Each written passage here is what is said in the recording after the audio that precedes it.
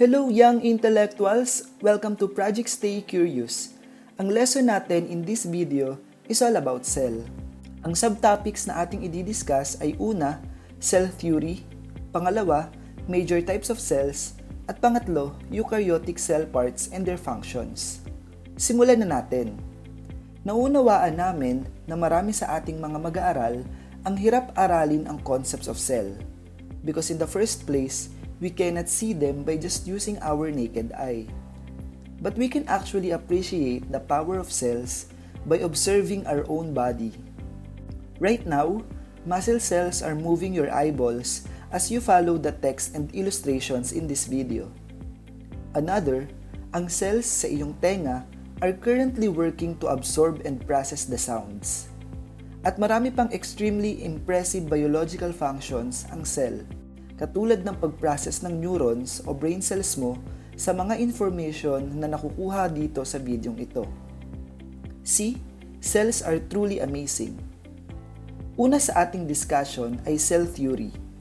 Dito, magbabanggit tayo ng iba't ibang scientists na mayroong malaking ambag sa pagbuo ng cell theory.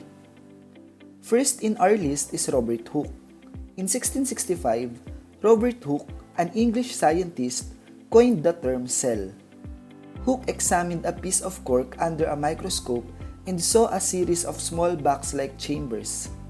Tinawag niya itong cells because they reminded him of the monks living in a small room called cells. Ito ang actual drawing ni Hooke ng mga cell na nakita niya.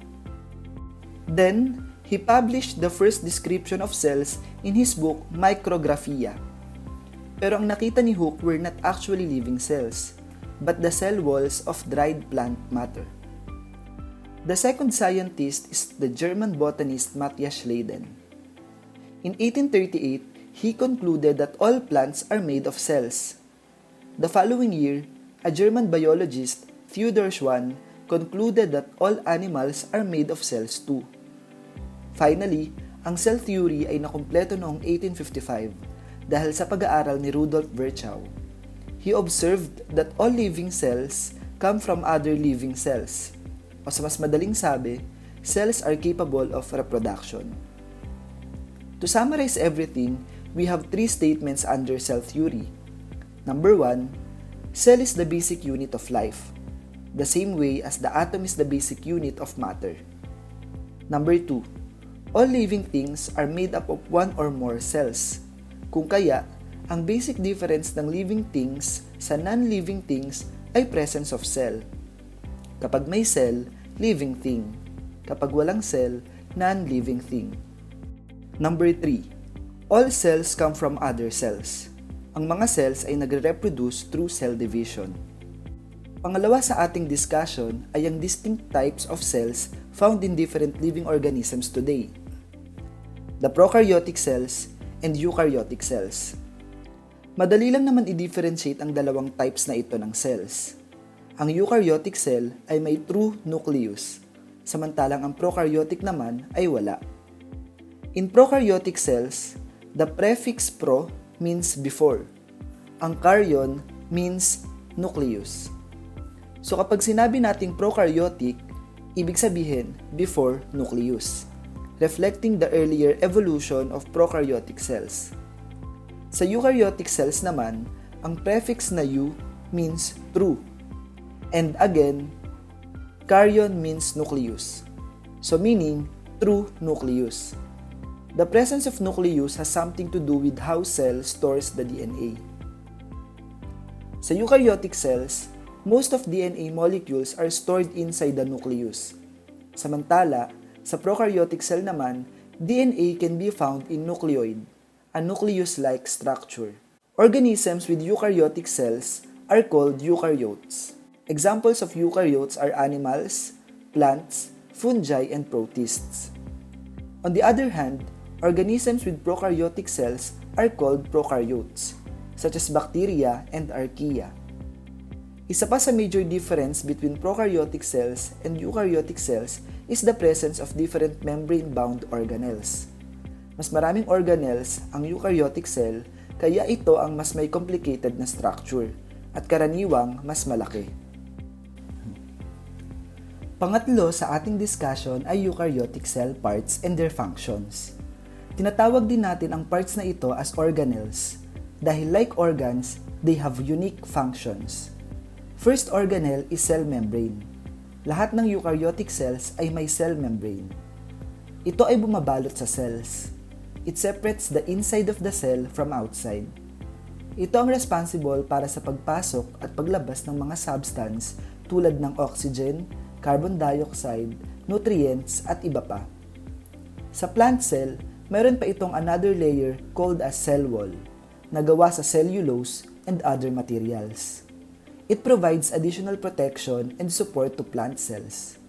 It also makes the plant cell rigid, kaya lesser ang flexibility ng plants.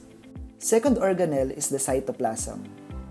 Cytoplasm is the interior of cells. Within cytoplasm, we can find the different organelles suspended in cytosol. Cytosol is intracellular fluid which helps in the transport and in some chemical reactions of substances inside the cell. Third organelle is the cytoskeleton. It is responsible for giving mechanical support to cells and for maintaining the shape. Ang iba't ibang organelles ay naka-attach sa cytoskeleton. Fourth organelle is ribosome. Ribosomes are responsible for protein synthesis o ang paggawa ng proteins. Ang ribosome ay pwedeng makitang nakasuspend sa cytosol at ang iba naman ay naka-attach sa rough endoplasmic reticulum. Fifth organelle is the rough endoplasmic reticulum o RER. The term endoplasmic means within the cytoplasm, while the reticulum means little nets. RER appears rough dahil sa mga ribosomes na naka-embed dito. Isa sa functions ng rough endoplasmic reticulum is to produce secretory proteins. Sixth organelle is smooth endoplasmic reticulum o SER. SER lacks ribosome, kaya siya tinawag na smooth. Smooth endoplasmic reticulum is responsible for lipid synthesis. Halimbawa ay pag-produce ng mga hormones. Ang SER ay may function din in the metabolism of carbohydrates. Seventh organelle is Golgi apparatus. Tinatawag rin itong post office ng cells dahil ito ang nagre-receive ng products from the smooth and rough endoplasmic reticulum. Golgi apparatus modifies and packages these products in a membrane-bound vesicle for transport within or outside the cell. Eighth organelle is lysosome. It is known as the garbage disposal of the cell dahil binibreakdown nito ang mga organic material tulad ng damaged or worn-out organelles. May immunity purpose din ang lysosome dahil may kakayahan itong sirain at labanan ang mga microorganisms tulad ng bakterya. It can also destroy the cell kung saan ito nakalocate kapag na-damage na para hindi na maapektuhan pa ang ibang cells. Ninth organelle is mitochondrion. It is known as the powerhouse of the cell. Ang ATP molecules na pinoproduce ng mitochondria are used by the cell to function properly. 10th organelle is nucleus. It is known as the control center of the cell. Dito makikita ang factors of heredity, the DNA, gene, and chromosome. 11th organelle is vacuole. It is more evident in plants. Ginagamit ito ng plants for storage of nutrients and other materials and for waste disposal. Sa animal cells, meron ding small storage called vesicles. In plant cell, meron silang chloroplast na wala naman sa animal cells. Ang chloroplast ay responsible for photosynthesis. Dahil sa process na ito, plants are able to produce own food and oxygen. To summarize our lesson, understanding the very small thing called cell helps us to appreciate more the beauty of life.